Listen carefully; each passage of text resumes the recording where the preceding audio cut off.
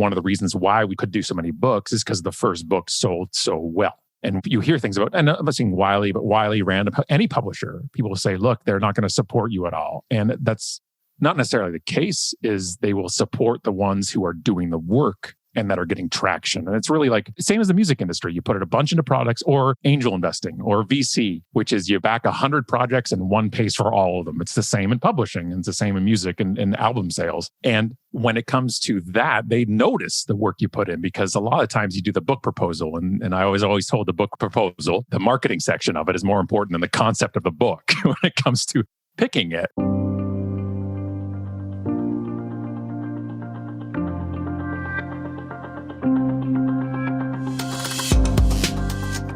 Hey everybody, I'm Lori Rudiman. Welcome to Punk Rock HR. In case you haven't heard, I have a new book coming out called Betting on You: How to Put Yourself First and Finally Take Control of Your Career. Is it any good? I think so, but don't take my word for it.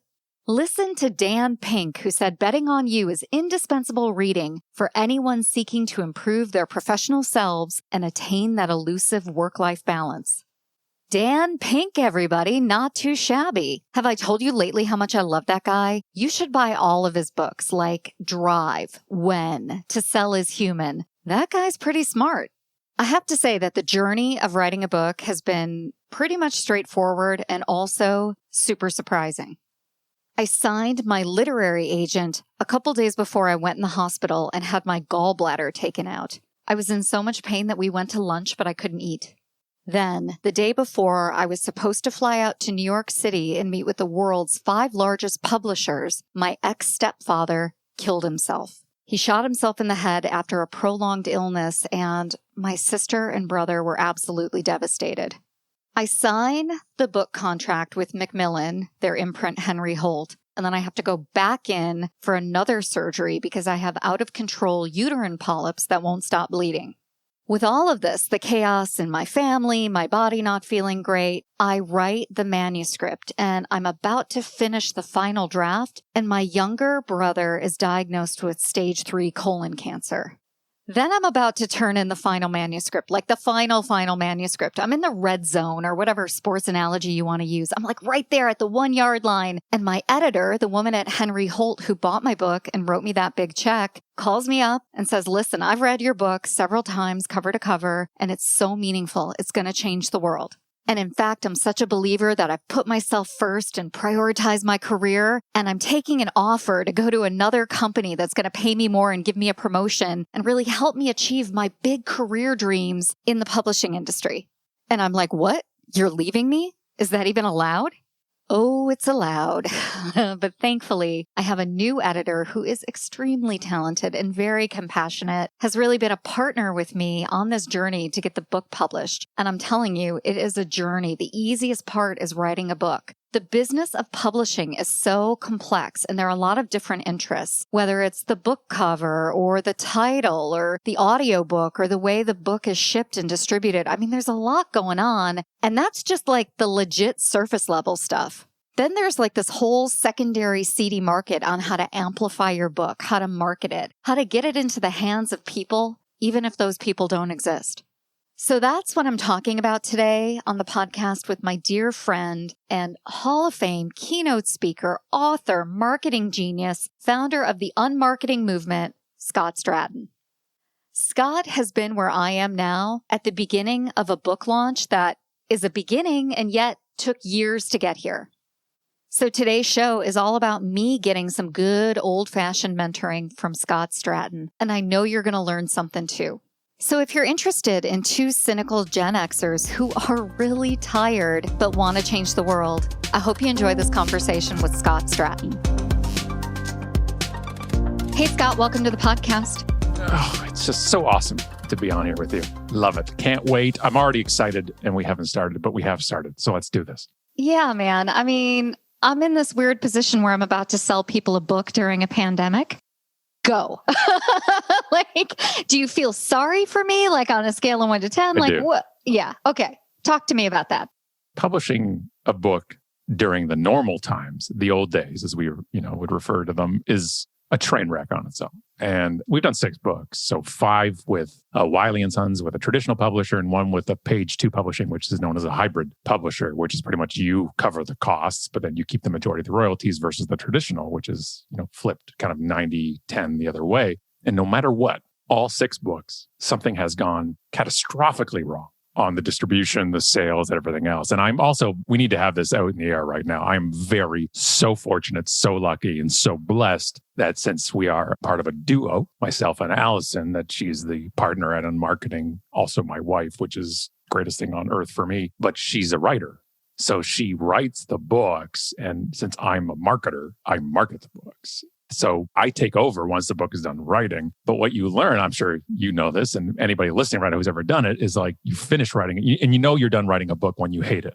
Well said. Yes. Right. When you finally cannot stand it, it's the worst thing you've ever written. That's when you know you've written your best work. But then I always say, now the next tragedy is about to start, which is a few things, which is no matter if supply chain or shelf space, virtual reviews, all those type of things, distribution, is that you're about to feel the pain of trying to sell one book. Because I used to kind of furrow my brow when people would be like, hey, my book's a bestseller or this one. And I'm like, well, it's an Amazon bestseller in this category in this day. And I was being that guy. But I realized, you know what? It's really hard. It is really hard to sell one copy of a book to one person. Well, you and I have a mutual friend, Peter Knox, who told me the only thing that sells a book is hard work. Yes. And that is like drilled into my head. So whether it's 1 copy or 50 copies, I am hustling my ass off. And I think one of the underappreciated aspects of selling a book is that it's really based on a favor economy. Like you ask people to do you a favor, come on my podcast, talk about my book. Let me come on your podcast, shill my shit for me, right? And one of the things that I hate as an entrepreneur is asking for favors. I believe in self-leadership, right? Me too.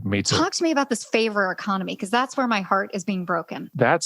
Honestly, Laura, that's the hardest part for me as well, where first of all, I need to address Peter Knox. Mr. Knox is one of the finest humans we know. And if you know anything about publishing, that's not usually the breeding ground for the finest people you know. Publishing and the music industry share the same traits, which is taking advantage of creatives and artistic-minded people, right, for great sums of money going one way and not the other necessarily. And Peter Knox, we are so just randomly lucky that when we got with Wiley, our entire crew, Shannon Vargo, Peter Knox, Matt Holt, the team that we had there, they were just all-stars.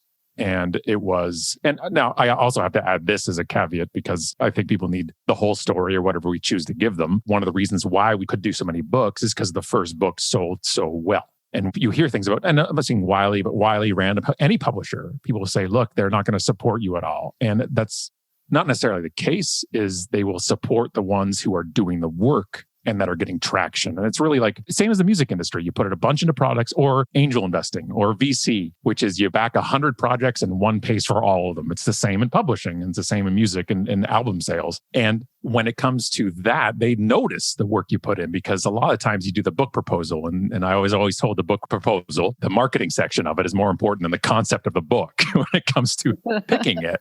I think that's right. If you promise a publisher, look, I have this many things and I estimate I'm going to sell these many books, they're on the hook if you don't sell any of them. Yeah. And they put the money behind it. So we have the support. We had the support because we did a 30-city, 10-week unbooked tour for the first book. We did all these type of things where it says, I'm in it to win it here. I'm going to do the work. And since my biggest asset on my skill set is speaking, that I could go out and do talks. And I did the 30-city unbooked tour was 30 talks in cities with a pre-order of books. So I wasn't making money on the books, but the publisher was getting the pre-orders and all that happened. So when it comes to favors, which is a great topic, because this also sits really wrong with me so much. It's actually the reason why none of our books, all 6, not one has a testimonial on. Oh, that's interesting. All right. Tell me more. So the books, the 3 of them that have a back cover that would put testimonials on it are pretend testimonials, and they're transparently pretend. So right. QR Codes Kill Kittens has 5 testimonials from brands that are in the book, but we changed their name of the brand because we ripped on them in the book. UnMarketing was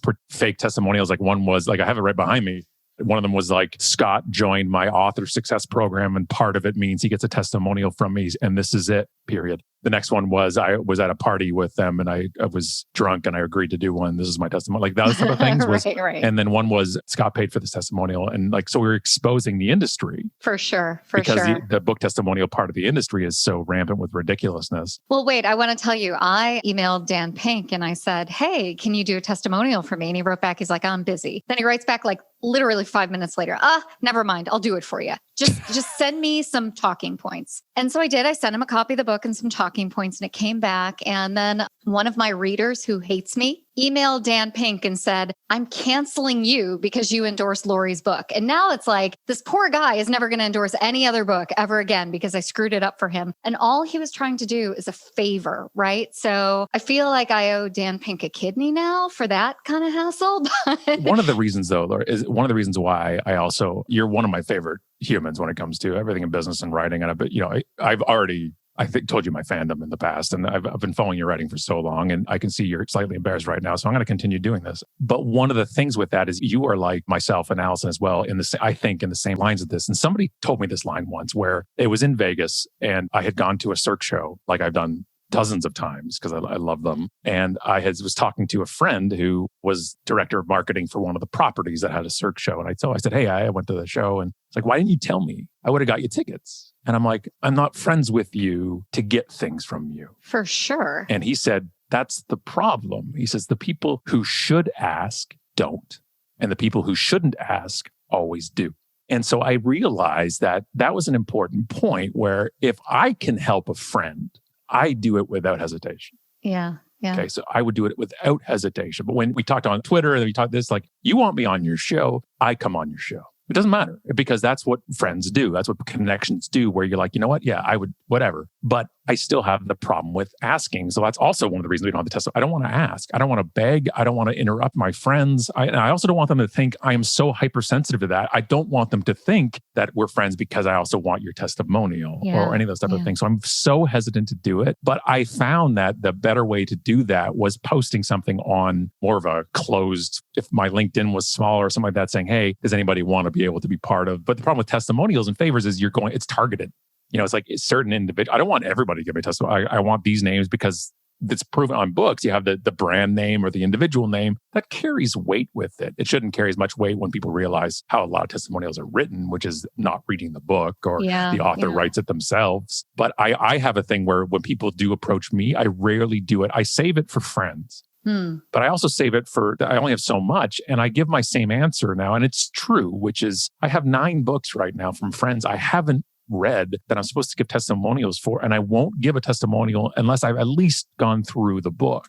And I love writing them because I love writing hooks. That's why I worked so well on Twitter back in the days, because I can do 140 characters. I can do a couple sentences, no problem. You want me to write a book? Ain't going to happen. But I can do the real pithy type of stuff and hook it into the title and everything. But I really, really think that when I see somebody that I could have helped with, that's a friend of mine, and I wish I could have helped them, like that actually it hurts a bit that I could have done something for them and they didn't ask. Where I think when you've built those relationships with the people you've built them with and you trust, when you do ask them something, they actually appreciate being asked, because I do. And so I'm trying to get better at that, Laura, but I'm the same as you. I can't. I rather go to people, even when all this shut down, even when COVID shut down. And so my entire industry, my entire revenue base, our family's entire revenue is based on keynotes at large indoor events. And so you're looking at revenue ain't going to happen for a very long time. But I didn't want to pitch people virtual or anything. So what I did was I reached out to my favorite events and my people who I've become friends with, the people who run them. And I said, how can I help at no charge? That took away the pitch. Yeah. And I started helping because I wanted to help. I love these. There's so little I can do for those clients when I was only doing keynotes, because that's it. I don't get asked back much. Now, some would say it's because I give the keynote and they want to change it next year. Some would say I would say something off-putting and they don't want to bring me back, or whatever that reason is. There wasn't much else I could offer anyway. And I didn't want to. That was on purpose. My goal was just to do keynotes. But now I can help. I just spoke to somebody right before we hopped on here where I'm going to hop on and help a couple of their executives with their virtual talk for their big virtual event they have coming up that they're nervous about. I'm like, I'm happy to help. I'm happy right now. Sure. Yeah. That's right up your alley. And that fills my cup. You know what? Because I'm not getting that part of the cup filling right now with doing the event and the nodding heads and the smiles and the laughs. So I got to find other ways to do that. I like that you're talking about being of service, because I think that's what got me here, right? To the point where I wanted to write a book and I wanted to be helpful. And okay, there's capitalism. I got to pay my bills, right? All that kind of good stuff. But ultimately, nothing would make me happier than for someone to go into a library and just borrow my book, right? I love that idea. But the publisher hates that idea, right?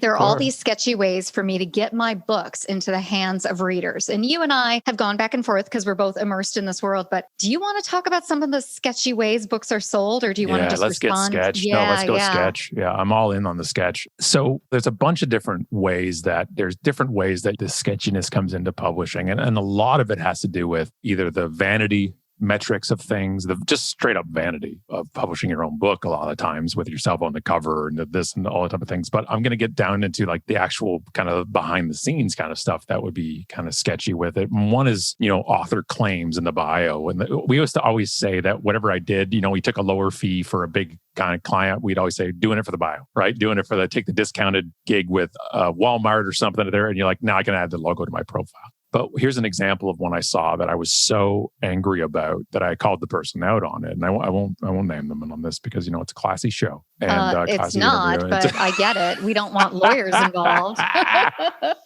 Threatened to be sued 6 times, have yet to have been served papers for it. Right. But I also am trying to be a kindler, gentler, older Scot. And so I don't have to call the actual individual out. But the person was claiming that they were a Pulitzer Prize nominated author. Wait. Is the nomination impressive? I think, I've been nominated for not that, but for things in my life. And you're either a winner or you're not. So I just want to interrupt and say that. What does it really take to lead with impact in today's ever-evolving world?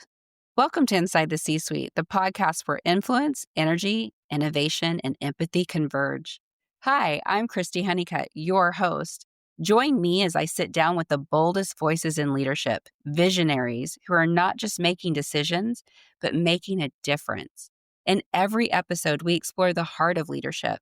How do high-performing leaders harness their energy? How do they lead with empathy without losing their edge? How do they turn disruption into innovation and pressure into purpose?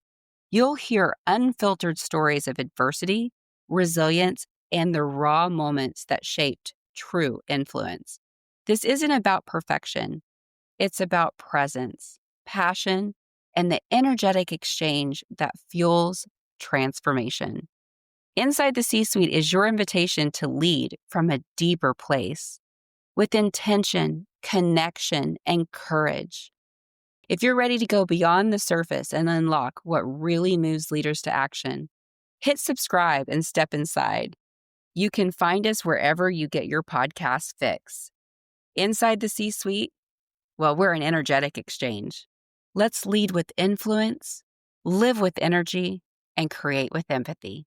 Well, I think if I am nominated for an Oscar for Best Picture and I'm one of 5 official nominees, there's something to be that Oscar nominated, right? Okay, but here's the thing. There's a difference between the official nomination, here's the 5 films, or here's the 5 people, or here's the 5 books that are up for the Pulitzer Prize.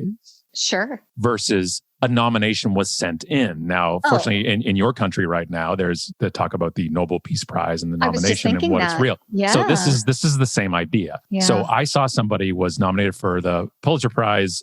How you get into it is you had to be nominated, and the publisher would put forward the books that they want nominated. You pay $50 or whatever the admission, and then they come out with a short list. It's the short list that's legit. So the 5 books, 5 nominees, 1 winner. 5 nominees, 1 winner, or whatever the category size is. But this person said they were nominated for a Pulitzer. Now, I take great offense to certain things. And when you cross over that line, I go scorched earth on you. Absolutely. And one of those things for me is the Pulitzer. I don't have the same feeling about an Oscar or a Grammy or an Emmy. No, but a Pulitzer is more intellectual. It's like a feat of individual or group accomplishment where you are sharing ideas and stories, right? I mean, this is an important storytelling. You're changing award. Lives. You're exposing untruths and atrocities. This is like war journalists, war reporters, and people do long form, and they spend 18 months on a story. And so the book the person was nominating was ridiculous. It was a self-published piece of crap. And so I wrote immediately to the person and I said, hey, what do you mean? nominated for a Pulitzer. What's going on? They're like, oh yeah, I was just, you know what? It was just an honor to be nominated. I'm like, stop. Who nominated you? He's like, my publisher. And I'm like, you're self-published. So they're self-published. They were honored just to be nominated by their publisher, which is themselves. And I said, cool, you have two choices right now. And it's your choice. It's your bio, it's your site, it's your everything. But you either take it down because it's not true, or this is my next topic. Wow. Your call. Oh yeah, no, after thinking about it, I should probably, I'm going to shut up. Just, you're being dishonest. And why I really got angry at it, because then when it comes to when you book a speaker or you read a book, you're like, this is Pulitzer level. Yeah, that's right. And I had heard meeting planners had mentioned to a few people, they're like, I thought this person won a Pulitzer. Like getting booked based on it. I wouldn't mind losing a speaking gig to a true Pulitzer winner, right? But if somebody's disingenuous about it, you're right. The knives come out. I cannot. So you have that. So there's that padding of the bio, which we all do one way or the other. I was in the Wall Street Journal. Sure, I was interviewed for an article there and it was 14 years ago. Does that make me any more relevant right now? No, Wait but a I was second. in it. CNN nominated me as one of the top career advisors ever back in 2010. You know, like, you think I'm pulling that out of my bio? No way. I had a higher clout score than Obama 9 years ago. You think I didn't ride that for years? Saddle up. I'm on that all day long. So I get the understanding of the bio, and I understand, look, it's like 90% of people lie on their resume and the other 10% are just straight up liars about lying. So I get it. And my HR background knows we always embellish those things. You're not actually proficient at Excel. You just have Excel. Like I understand those parts of it, but the other sides get even more kind of seedy. And that's what kind of gets me. One of the problems in book publishing, as opposed to the music industry, and I got a lot of my business and entrepreneurs type of stuff from the music business in Toronto, but there's a lot of similarities in it. But I was more interested in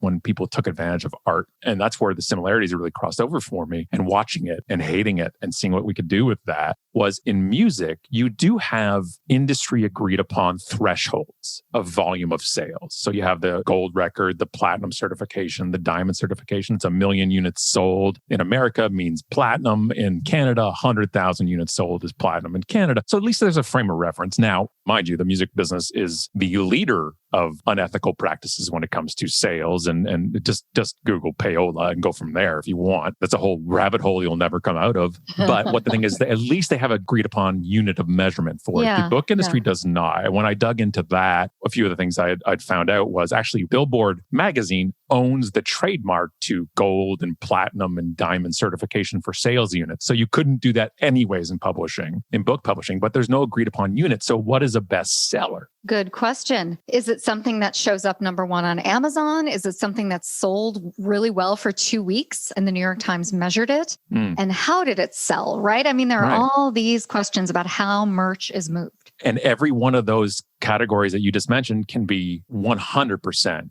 taken advantage of. And there's from the result source style thing of buying books. It's always the company that is the most famous for doing it, which is give me $250,000 or so and we will get your book on those bestseller lists. And I know people who've done it and who have happily done it. And they're they have a firm or an agency, and them having New York Times bestselling author will bring them more than $250,000 in increase in fees and whatever. And then fine. They sleep at night just fine. I wouldn't. I've never done that. We've never done that with our books, nor have I ever hit New York Times. And I'm okay with that. And I'm not saying all books on New York Times have gotten that, but that is one of the ways of people do it. And they just have a whole system of people that buy it from different stores and different places across the country in 1 week. And off you go and you hit it or you don't. Some people have also done it and have not hit it. And that's a lot of money to spend and not have much except a bunch of books from people who don't want to read your book in the first place. So I get that where it's about, because the problem is it's like you're playing a game you don't know the rules to, and the rules change every day. Like when we launched Jackass Whisperer, which was the newest one we have, the 6th book, right before we launched, Amazon just said, okay, we are now just holding a fraction, a tenth of the books now in our warehouses.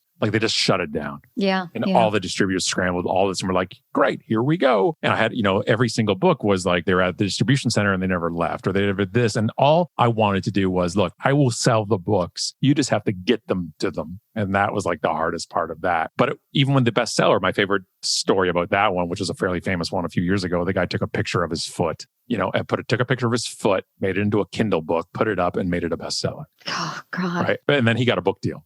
because well, of it, shocking. because he classified it in a very low volume subsection of a subsection on Amazon, put it up, had a friend buy one, he bought one, boom, number one in the category, screenshot, boom, all it done. And all it was a picture of his foot. And so we can get around those things. I've seen a more recent kind of move of people saying it's an Amazon bestseller, and that does warm my heart a bit. I do like that because it's a little more transparent, I feel. Yeah. And the Amazon world is just-in-time publishing. So when I talk to my publisher about how many books are going to be printed and how does this work, I mean, they really rely heavily on pre-orders from Amazon and kind of forecasting from Amazon to understand the whole book market, because they feel that's a much better representation, because so many others have tried to manipulate it by sending books to Paducah, Kentucky and Fargo and all these different cities to try to inflate the numbers. So in as much as Amazon could be on the right side of history, I think they're doing some good in this space. Pre-orders are a must for sure. To get out of the sketch for a second, of any advice I would give, it's pre-orders or bust. If you want them stocked places, it's pre-order or bust campaigns, where that's why. So book one, the deal was I sent it a tweet that June before the book came out in the fall in September. And this past September is the 10-year anniversary of that, of UnMarketing being unleashed on the world, and, yada, yada, yada. Here we are. Yeah.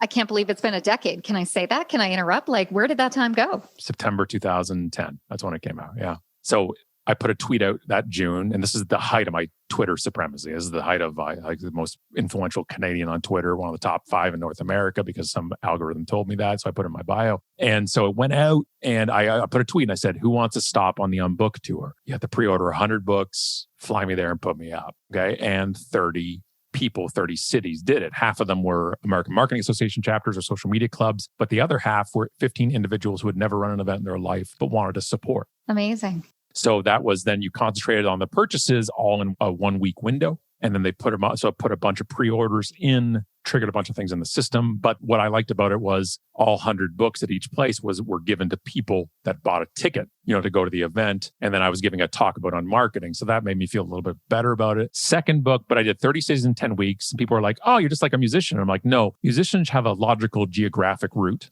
on their tours. And I just went to whatever city wanted me, and that nearly killed me. But the goal, because for me, you have to understand, what is the goal of the book?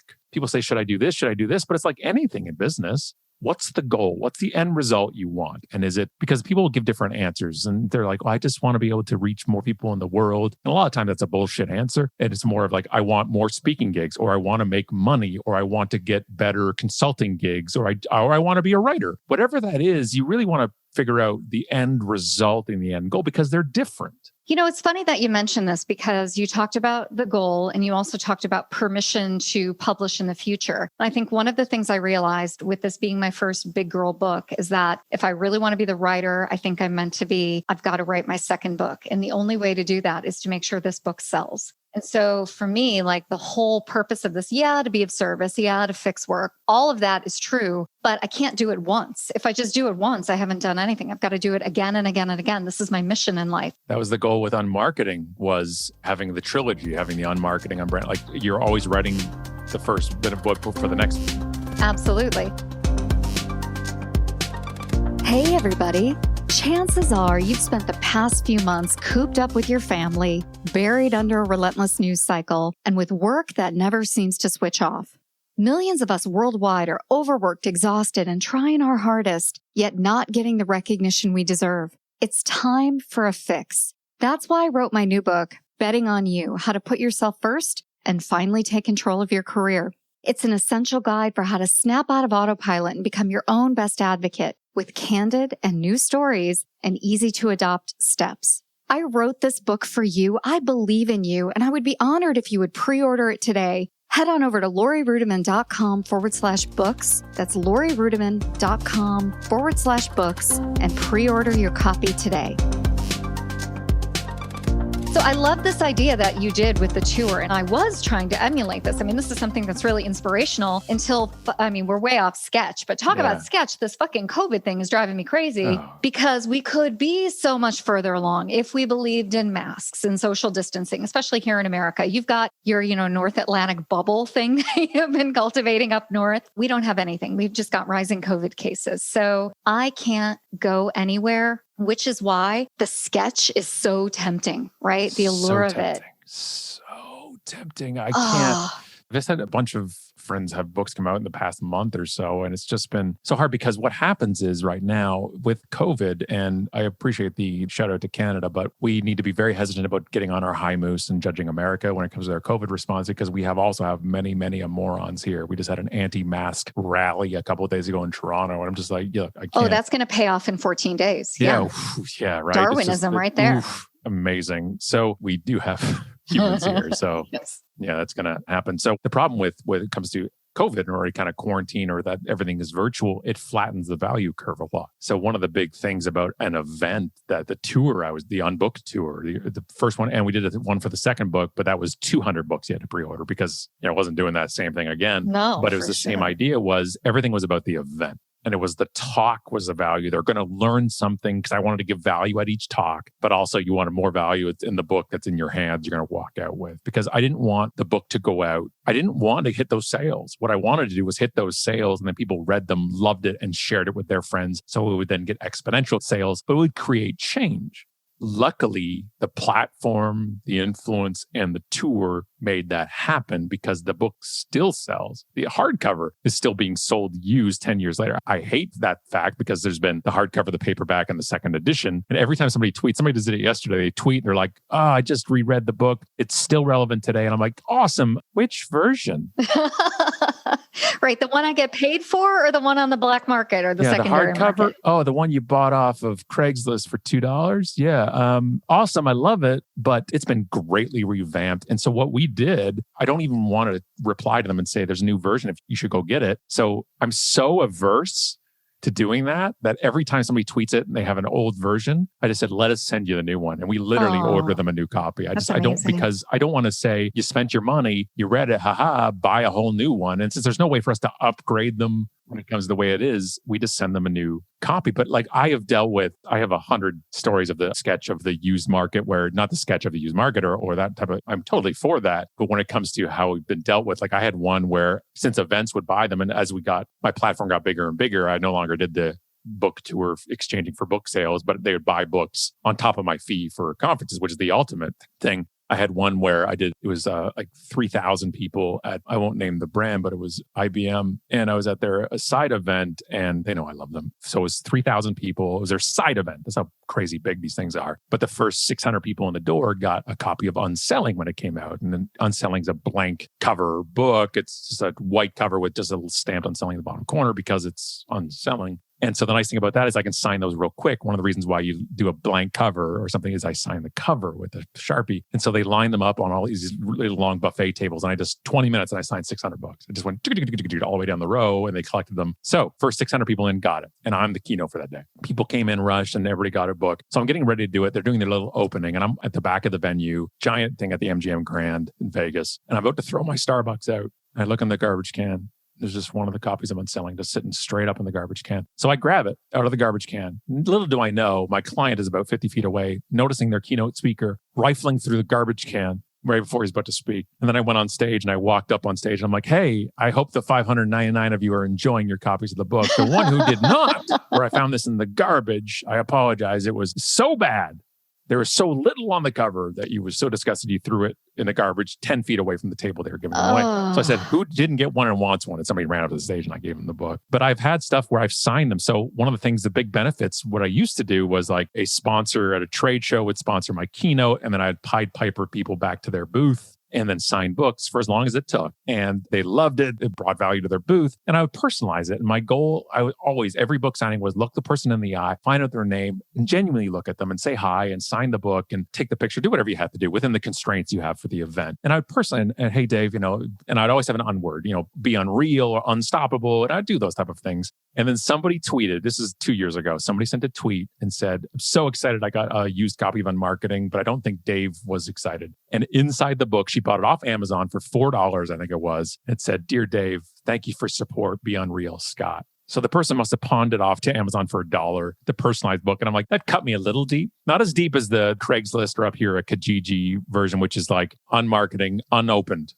signed or whatever like that. I'm just like, oh, it cuts me deep. It cuts me deep. What people will do for $1, man, and all the work that goes into actually making that book, the trees that get cut down, the people who hate their jobs in shipping and logistics, who get that book out into the marketplace, right? Or the people that spend 20 or 30 bucks and then think they could have the justification to ruin your life's work. And the first review for UnMarketing, the first book, the first one we ever put out, the first review ever on Amazon to this young man in Canada who's very nervous about this. The first review, the day before it comes out, was 1 star. And the person said, and I quote, "I have yet to read this book, but I disagree to the principle." I wish people could see my face right now and yours. I have my first review on NetGalley, which is a format for book critics and book influencers to talk about your book in PDF form, right? So they've sent it out and a bunch of people raised their hand and said, I would love an advanced copy of Betting on You. And so someone wrote my very first review ever, 3 stars, really well written. Unfortunately, not for me. If it's not for you, why are you making the effort? Put the fucking book down. I'm not here for you. I'm here for people who this book is for. I got to let this go, Scott. I got to let it go. I just told you it's a 10-year anniversary, right? Last month of UnMarketing. I have not let that 1-star review go yet. You don't understand this, right?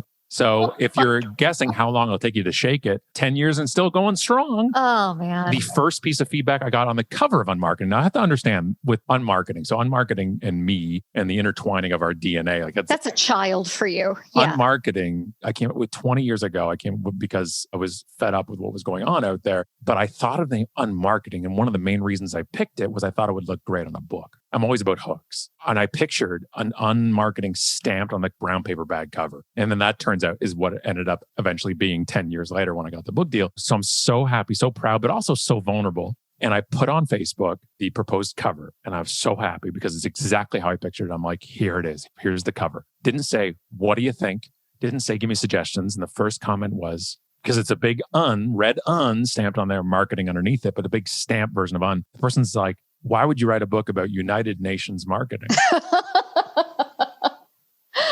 Oh, Scott, you never tell people the proposed baby names. That's what I've learned. You never tell people what you're going to name your children. It wasn't even proposed. It was the final version.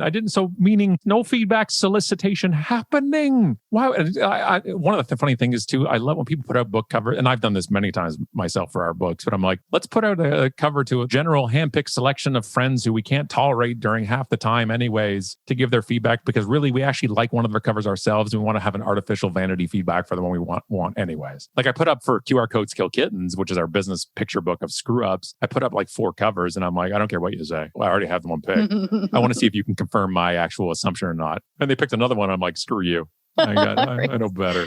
It's funny that you're talking about covers because my book went through a title change. And so with that came like a rethinking of the rebrand. And the target market is like women. I think it covers men too, but they really see this book as a book for women who fucking hate work, right? And so they gave me a bunch of covers that look like tampon boxes and like really weird feminine stuff. And also these amorphous shapes. And so I got this cover finally to the place where I think it's okay. And I put it out there and people are either, I love it. It looks like sea glass, or this is terrible. Nobody's going to buy this book. I'm like, who asked you for your fucking feedback? I cannot get over. You never give feedback unless you want to change somebody's life. How are you going to change my life with this feedback?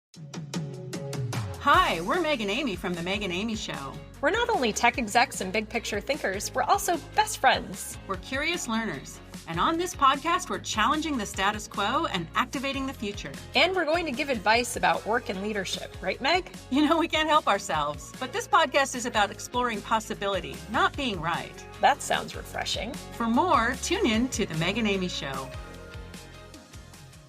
But even feedback, just in general, it's such a wider topic. I always say unsolicited feedback is worth what you pay for it. And also one of my favorite book titles when I was a young business striving person, where there was these little tip kind of books by a gentleman named James A. Moran. And it was they're so great. Now they're pretty much the listicle now of all these tips, but they're all just tips. And the best tip, which has ended up being one of the titles of one of the books, but it's also a tip, was beware of those who ask for feedback. They're usually looking for praise. And that's such a great piece of advice. I have never forgotten that line. And it served me very well and didn't serve me well when I forgot it back, all the time is look, unless they're asking, And also, I'm always very clear. When somebody sends something, I now say, hey, did you want like just encouragement or did you want feedback? Because I can go look at this in a feedback type of way because I know the other end of it, which was putting out the book cover. I don't want feedback. I just want you clapping. I just want you congratulations. I want the high fives. I don't want your feedback on what you would have done differently because I used to get people would send me their speaker demo, their speaker trailer video or something. And you know what? I'm happy to look at them. I'm happy to, people right now, they're like, would you help me out with my virtual setup? And like I said before, if it's a friend of mine, I'm happy to help.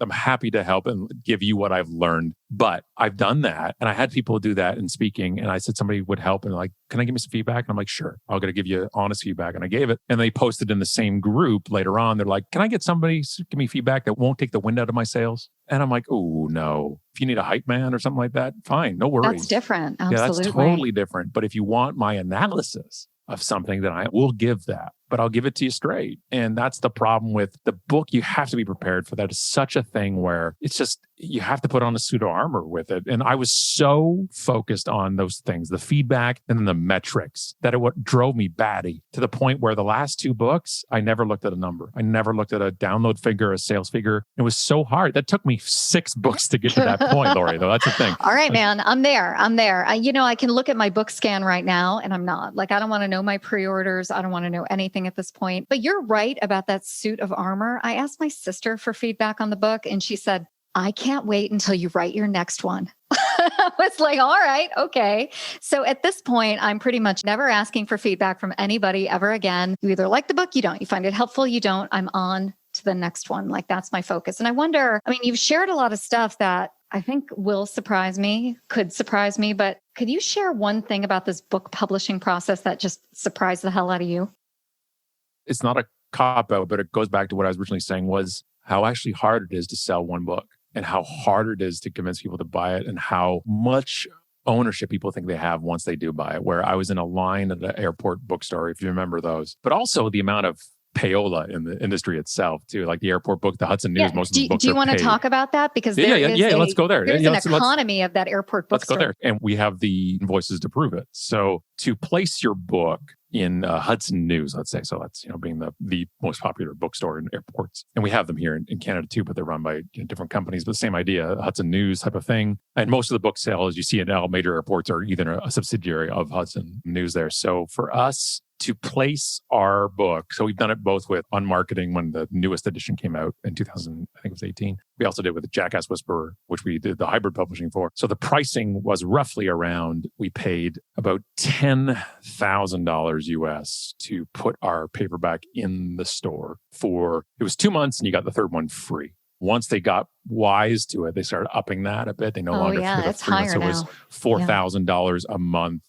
So we paid 10 grand for the paperback of UnMarketing, but we paid 12 for Jackass Whisperer because it was no longer a free month in there. Now, mind you, there are books in Hudson that aren't paid for placement, and those are the big sellers. Those are the huge ones. Those are the ones that Gladwell's in there or Godin's stuff in there, or the ones that are just, the subtle art of not giving up. I'm not sure what exactly words you can but I'll leave that Mark one Manson, my buddy. Yeah. So, but you know what I mean? Like, Mark ain't shelling out 5 figures a month to place the book. They're paying him, type of stuff to put that out there. But Rudiman, they want a check from Rudiman. And they want a check from Rudiman and they want a check from Stratten. But here's the thing. Again, it's about goals. So by the way, that's the lowest fee possible because it's paperback. Hardcover, look out, right? Hardcover. And I don't know what you were quoted with it, but it was double, if not more for it. You're talking 10 grand a month for those type of things. But with a 6-month commitment, by the way. Yeah, you got to commit 6, you got to do this because they can. It's anything, right? It's leverage. It's the buyer's or seller's market when it comes to books. And when it came to now, of course, I don't know the price right. $6 maybe, and a pretzel dog from Cinnabon. I don't know what you're doing now because your leverage is different. But for us, especially with UnMarketing, because UnMarketing, and here's the thing,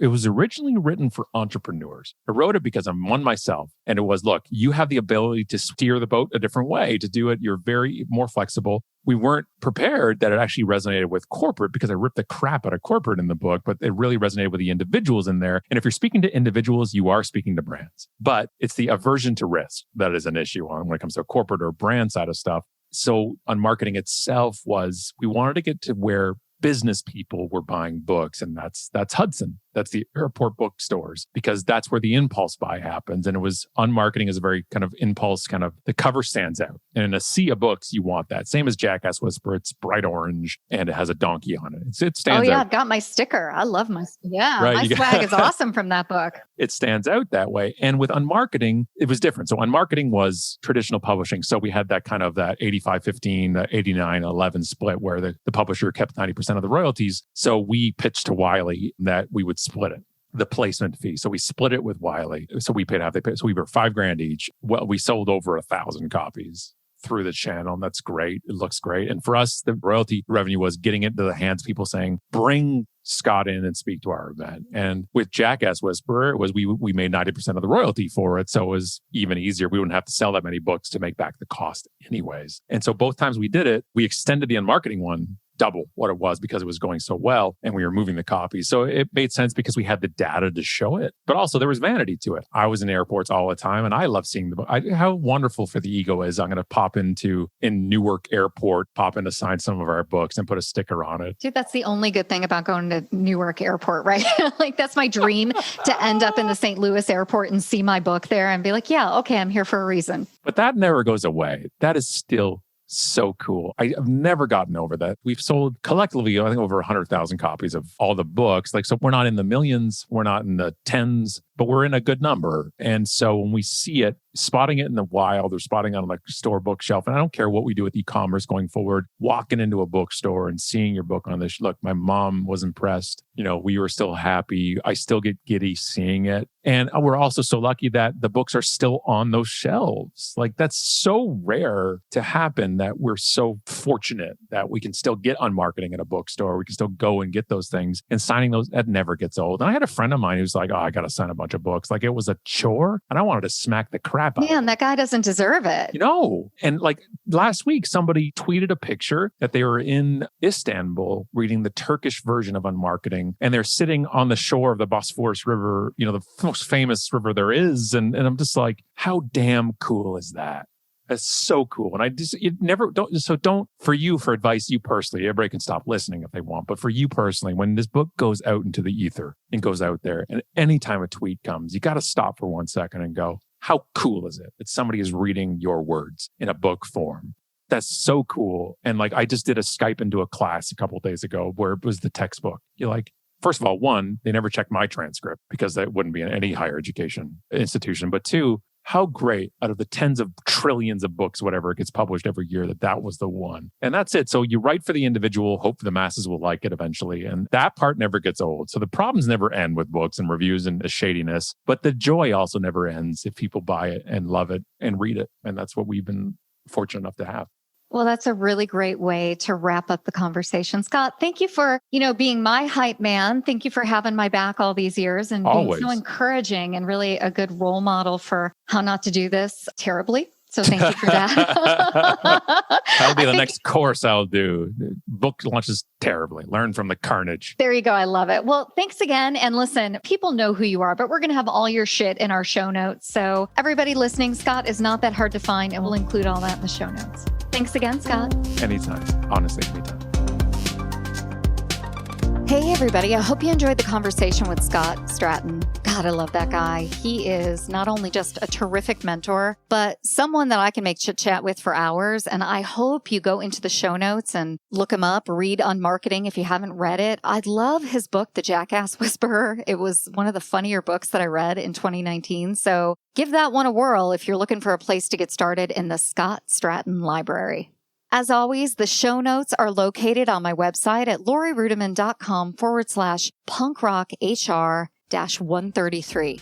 Finally, it's an honor to come and talk to you once a week, every week, in all sorts of conditions, including a pandemic, an epidemic, and a recession. I don't take that for granted, and I absolutely appreciate you being part of this community. So until next week, we'll see you next time on Punk Rock HR.